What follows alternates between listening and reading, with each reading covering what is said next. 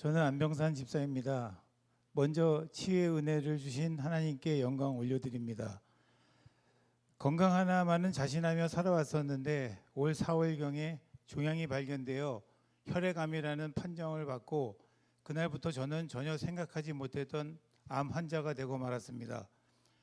그날부터 여러 경로로 암 관련 정보를 수집하기 시작하였고 알면 알수록 당황스러움과 불안함은 점점 커져만 갔습니다. 경험해 보지 못한 현실에 하루 종일 암에 대하여 연구하고 걱정하며 거기에 사로잡혀 불안해하고 우울해지는 내 모습이 정말 싫었고 답답한 시간을 보내고 있었습니다. 이런 현실 상황 속에서 이런 중병을 주신 하나님을 제가 원망했을까요? 안 했을까요? 저도 처음에는 하나님의 자녀로 열심히 살아왔는데 하필 나에게 이런 고난을 주신 거지? 내가 무엇을 잘못한 걸까? 억울한 생각에 낙심도 많았었는데 가정 예배 시간에 아내가 여보, 하나님이 왜 당신에게 이런 고통을 주셨는지 생각해 보셨어요? 하는 질문을 받고 차분하게 저를 돌아보는 시간을 갖게 되었습니다. 새벽 기도와 목원들이 주신 암 극복 관련 서적들을 읽어 묵상하면서 기도하다 보니 회개해야 할 것들이 너무 많았고 이러한 것들을 모두 극복하면 하나님께서도 회복시켜 주실 것이라는 확신과 믿음이 생기고 나니 간간히 흘렸던 눈물도 멈추었습니다. 믿음의 자녀라고 하면서 기쁘고 즐거운 일은 감사할 줄 모르고 슬픔과 아픔, 고통과 괴로움, 우울하고 힘들게 하는 일이 생기면 왜 이러한 시련을 주시냐고 반문하며 주님을 원망하지만 이러한 시련들은 하나님이 주신 것이 아니라 우리 자신이 잘못에 의하여 발생하는 것이라를 알고 스스로 반성하며 깨닫게 되었습니다. 저는 새벽 2, 3시나 돼야 잠을 자는 나쁜 습관과 인스턴트 식품, 편식을 하는 식사 습관으로 면역성을 저하시키고 피곤함을 달고 사는 생활을 해왔었습니다. 이런 것들을 무시한 삶이 암의 요인이 되었다는 것을 알게 되었습니다. 고난받는 상태에서 삶이 무너지지 않으려면 하나님이 왜 이런 고난을 하필 나에게 주셨는지가 아닌 하나님을 바로 이해하는 굳은 믿음이 필요하다는 사실도 알게 되었습니다. 지난 삶은 되돌아보면 그동안 많은 부분에서 하나님의 심판대에 징벌받아 마땅한 삶을 살았는데도 그때마다 하나님께서 용서해 주셨는데 이를 깨닫지 못하고 잘못을 반복했기 때문에 이를 깨닫게 하고 연단하시기 위해서 더 아픈 고난을 주시라는 것을 결론으로 얻고 나서야 그동안 잘못된 습관들을 바꾸려고 노력하였습니다. 암의 발병으로부터 치료 과정에서 하나님께서 역사하심은 우연인 것 같이 보였지만 모두 하나님의 능력이셨습니다. 조기에 발견하게 하셨고 빠른 치료를 하게 하셨습니다. 치료 과정에서의 주님의 임재하심을 모두 다 설명드릴 수는 없지만 순간순간이 하나님의 은혜였습니다. 암 환자에게는 조기 발견과 빠른 치료는 매우 중요합니다. 자녀들은 부모가 아프면 좋은 의사나 좋은 병원에서 치료해 드리려고 기다리다가 치료 시기를 놓치는 경우가 종종 있는데 주님께서는 공동체의 믿음의 파수꾼을 보내시어 신속하게 치료받을 수 있도록 인도하셨습니다. 또한 처한 근무 환경, 생활 여건, 경제 사정 등을 두루 살피시어 암 발병부터 항암 치료를 마칠 때까지 치료 과정에 일일이 간섭하시어 신속하게 치료를 받게 하셨습니다. 당 수치가 일정 수치를 넘거나 백혈구 수치가 너무 낮을 경우 다음 치료 과정을 진행할 수 없는데 전날까지 그 수치를 넘어 치료받을 수 없는 상태였음에도 불구하고 새벽 기도에 나가서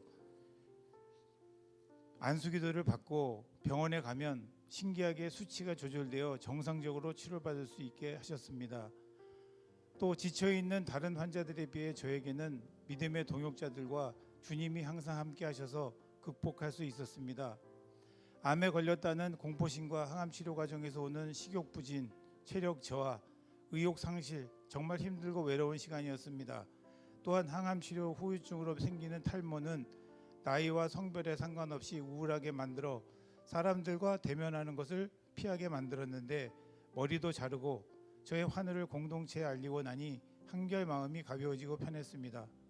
목사님께서 치료받으러 갈 때마다 해주시는 안수기도와 고난의 길을 먼저 걸었던 목원들의 위로가 큰 힘이 되어 병상에서 오직 의술에만 의지하며 불안해하고 있는 옆에 다른 환자들에 비해서는 저는 항상 평안하고 담대하게 치료를 받을 수 있었습니다. 치유의 확신과 믿음으로 기도하며 극복할 수 있었습니다. 암 선고를 받고 길을 잃고 헤매일 때 목원들과 동역자들의 중보기도가 없었다면 힘든 치료 과정을 극복할 수 없었다고 생각합니다.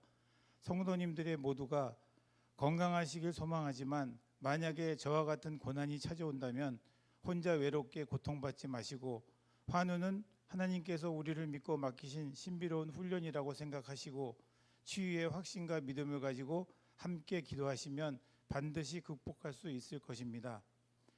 암세포가 몸에 있을 때가 더 고통일까요? 암세포를 제거하려고 할 때가 더 고통스러울까요? 암세포가 몸에 자라고 증상이 나타날 때까지 별 고통이 없습니다. 이는 마치 우리가 죄를 범할 때는 양심의 가책 정도 외에는 별 고통이 없는 것과 마찬가지입니다. 그렇기 때문에 우리는 평상시 하나님의 말씀을 철저하게 지켜가면서 살아야 합니다. 이 정도쯤 괜찮겠지 하는 안일한 자세로 세상을 살아가면 결국에는 큰 병으로 발전되고 치료에 고통이 따르기 때문입니다. 암과 투병 생활이 힘들긴 했지만 제게 준 선물도 있습니다. 첫 번째, 감사를 생활에 하는 것을 배웠습니다. 아내와 자녀들, 형제들, 교회 지체들, 친구들, 지인들로부터 기도와 격려, 정신적인 도움을 받을 때마다 마음속 깊은 곳으로부터 감사가 일어났습니다. 모두에게 감사했고 모든 순간을 감사했고 모든 일에 감사했습니다. 두 번째, 매 순간 하나님께 기도하며 의를 구했습니다. 잘못 살아온 인생에 대한 회한, 암이 주는 절망감, 돌봐야 할 가족에 대한 걱정과 책임감은 내가 애쓴다고 해결할 수 있는 것이 하나도 없음을 알게 되었습니다. 하나님은 우리의 필요를 아시기 때문에 오직 기도를 통하여 하나님께 의를 구해야 주실 것이라고 생각하며 주일 성수, 주어진 사역, 새벽 재단을 열심히 싸우면서 자신과의 싸움에서 이겨내고 극복해야 하나님께 영광 돌릴 수 있다는 신념으로 극복할 수 있었습니다. 가정에선 아내가 지극정성과 사랑으로 돌보아 주었고 의연하게 대해주는 자녀들은 부담감을 내려놓게 해주었습니다. 저는 단지 항암 치료가 끝났을 뿐 암이 완치된 것은 아닙니다. 암 환자는 재발 가능성이 남아있어 몇 년간 추적 검사를 해야 하고 검사 결과를 기다릴 때 초조함과 불안감이 엄습해 오기 때문에 기도가 필요합니다.